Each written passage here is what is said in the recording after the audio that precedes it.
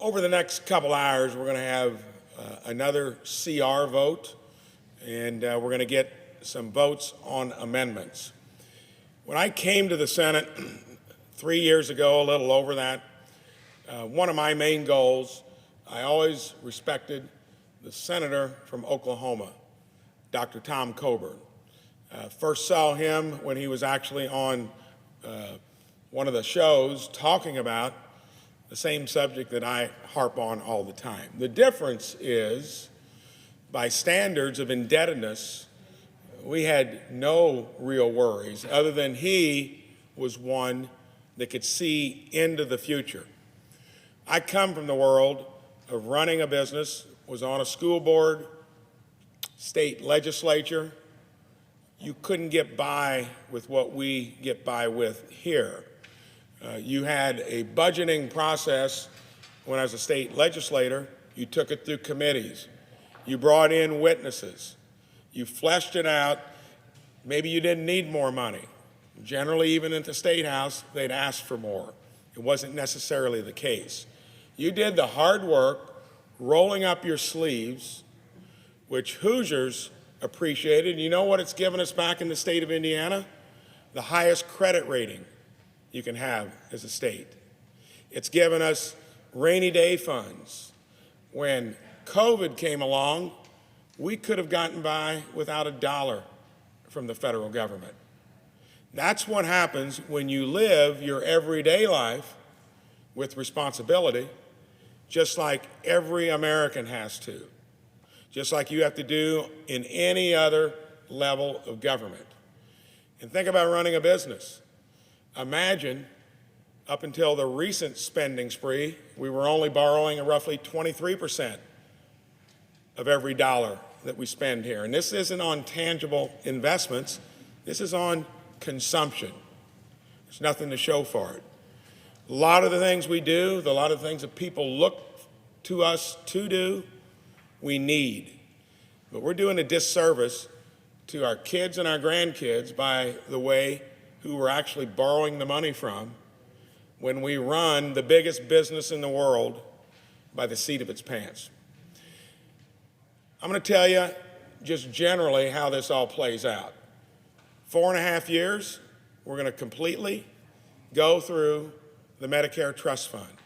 And by the way, health care expenses, based upon a broken health care industry that is not transparent, does not deliver the consumer good value, something that all of us that own businesses other than a healthcare business have to grapple with every year. They need to reform themselves, and that would bring Medicare and Medicaid into where it wasn't costing us so much. But still then, even if you saved there, we'd probably find a way to spend the savings.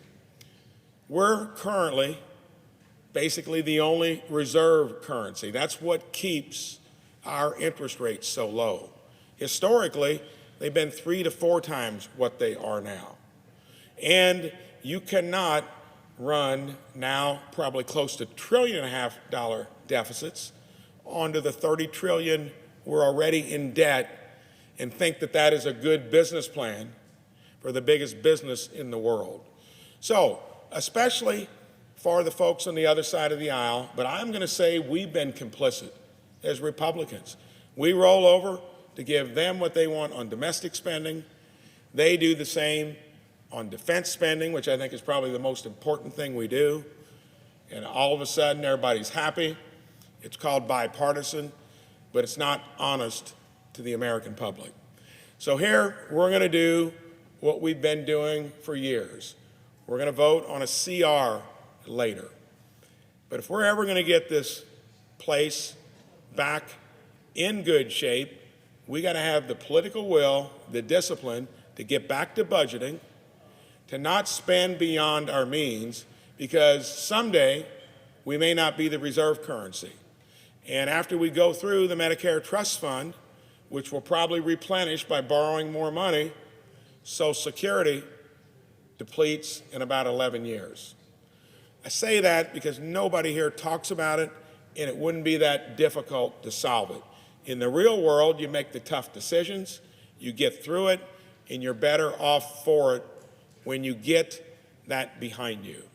So I'm going to leave it there this evening. I'm going to ask all of my colleagues to please vote on a balanced budget amendment that makes it so easy that it just says your resolution that you bring up each year. You've got to do it. You've got to do it on time.